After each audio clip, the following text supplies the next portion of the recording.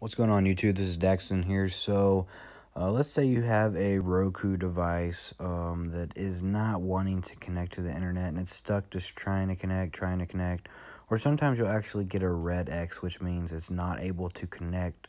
And you can see up there at the top it says not connected. Now this can also help you with some of your other devices you might have in your household. You can see, like, when we try to go to Netflix here, one of our apps, it says not connected to the internet. Now, it might ask you to restart your device, and you can try that. That's a good first step. But I'm going to show you something else that's pretty simple. You can unplug your Roku and then wait about 10 seconds, and then you want to plug it back in. And then the next thing you want to do is actually find your wireless router in your house. Unplug it for 10 to 20 seconds. And then you want to go ahead and plug it back in.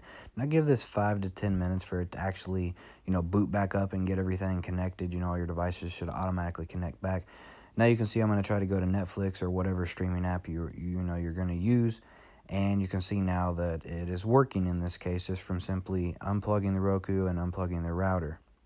There's also a few other things that can cause this, and I'm going to show you a list here. You can kind of go over them, make sure everything else is good. Thanks for watching. See you later. Bye-bye.